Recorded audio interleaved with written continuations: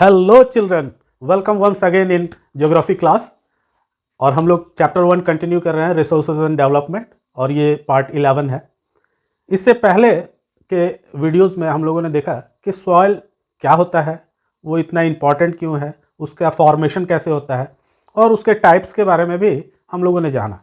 लेकिन टाइप्स को और डिटेल में कंटिन्यू करना है, तो आइए उसको शुरू करते हैं। हम लोग जो सबसे इम्पॉर्टेंट सॉइल माना जाता है इंडिया में, वो है एलुवल सॉइल। उसके बारे में हम लोग आज के वीडियो में जानेंगे डिटेल्स में। तो डिफाइन एलुवल सॉइल, ये आज का हम लोगों का टॉपिक है। और इसमें देखेंगे कि this is the most widely spread and main soil.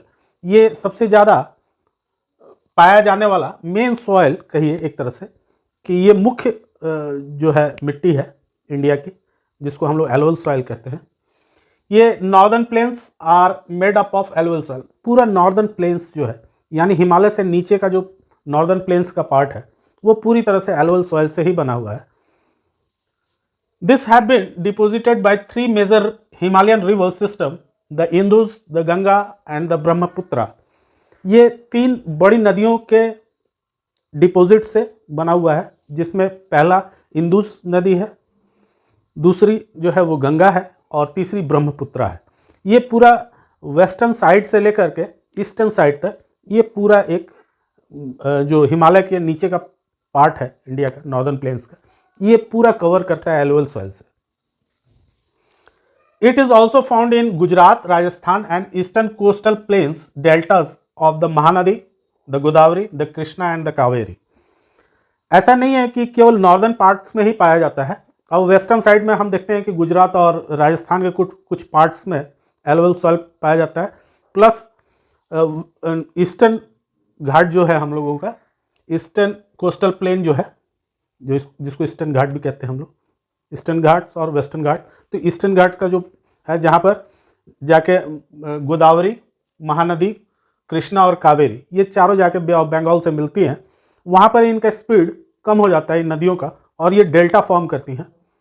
तो वो उन डेल्टाज में मुख्य रूप से एलुवल सॉइल ही हम लोगों को देखने को मिलता है। तो ये कुछ जगह है जहाँ पर एलुवल सॉइल देखने को मिलता है, और most of the land of India is covered by alluvial soil, और जो कि बहुत ही फर्टाइल सॉइल होता है। इससे ज़्यादा फर्टाइल सॉइल कोई भी नहीं है। It consist of different proportions of sand, silt and clay. इसमें सारी चीज़ें पाई जाती हैं। कुछ सैंड भी पाया जाता है, सिल्ट भी पाया जाता है, और क्ले भी पाया जाता है। इन तीनों के बारे में हम लोगों ने पहले भी पढ़ा है ज्योग्राफी के क्लासेस में, तो इसलिए इनको डिस्क्राइब करने की ज़रूरत नहीं है कि सिल्ट, स्ले और क्ले क्या होता है। तो उम्मीद है बच्चों आपको समझ में आ रहा होगा सैंड, सिल्ट और क्ले के बारे में। They are found in foot of mountain plains such as Duars, Chos and तराई। ये 3 वर्ड जो है ये आपको समझने होंगे कि द्वार जो होता है, ये मुख्य रूप से द्वार शब्द से बना है। द्वार का मतलब दरवाजा, हम लोग कहते हैं उसको हिंदी में द्वार, और उसको द्वार भी कहा जाता है हिंदी में। तो द्वार जो है वो नॉर्थ ईस्टर्न हिमालयस का क्षेत्र है। नॉर्थ ईस्टर्न हिमालयस यानी कि अरुणाचल प्रदेश की ओर जो क्षेत्र पड़ता है, जो 7 सिस्टर्स का क्षेत्र है, उस तरफ जो नॉर्दर्न प्लेन्स है, उनको हम लोग द्वार कहते हैं। और यहाँ पर भरपूर वहाँ पर ब्रह्मपुत्रा नदी है, जो कि यू टर्न होकर इंडिया में घुसती है अरुणाचल प्रदेश से होके, और फिर आसाम होते हुए वो फिर निकलती है, बे ऑफ बंगाल में जाकर मिल जाती है। तो ये जो एरिया है, जो ब्रह्मपुत्रा जिस तरह से आ रही है, वो अपने दोनों तरफ काफ़ी मात्रा में एलुवल सॉइल को डिपोजिट करते हुए आती है। दूसरा जो है वो चौज है। ये शिवालिका रेंज जो है, जो पंजाब के तरफ पड़ता है, वहाँ से जब इंदुस नदी के और जो सब्सिडियरी नदियाँ हैं वो जब गुजरती हैं, तो वहाँ पर वो एलुवल सॉइल को डिपोजिट करती हैं। इसलिए पंजाब की धरती जो है बहुत फर्टाइल है।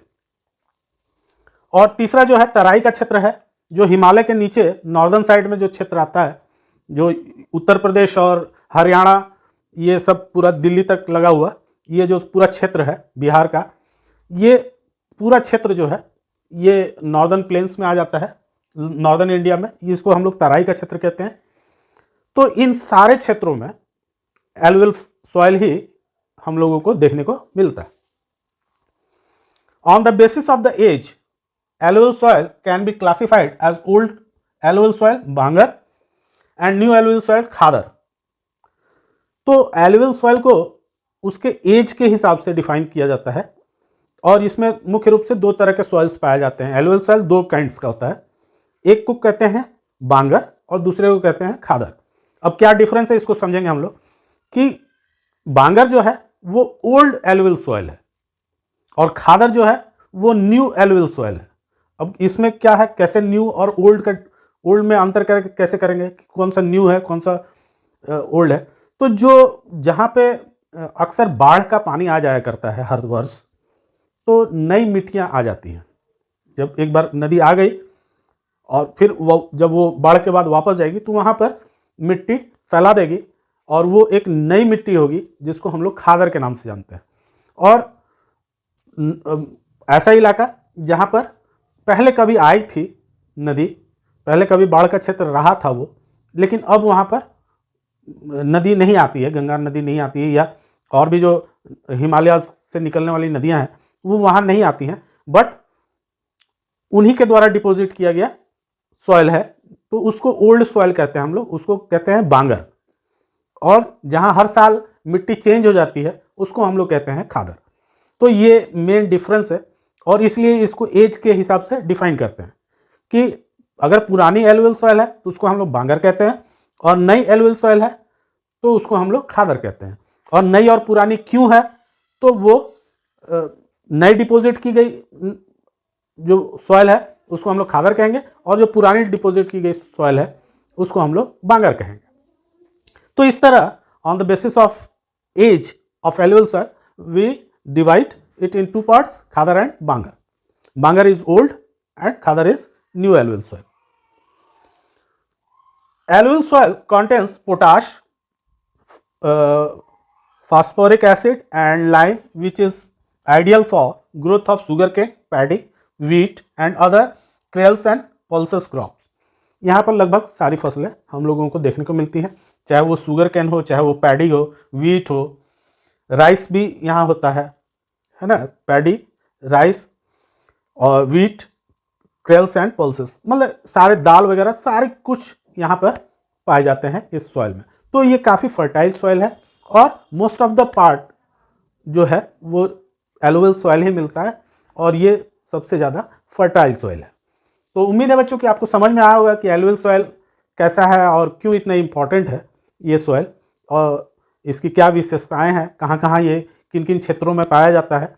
उम्मीद है कि आपको सब समझ में आया होगा। तो आपको अच्छा लग रहा है तो वीडियो को शेयर कीजिए अपने दोस्तों के साथ, लाइक कीजिए वीडियो को और सब्सक्राइब जरूर कीजिए। Thank you.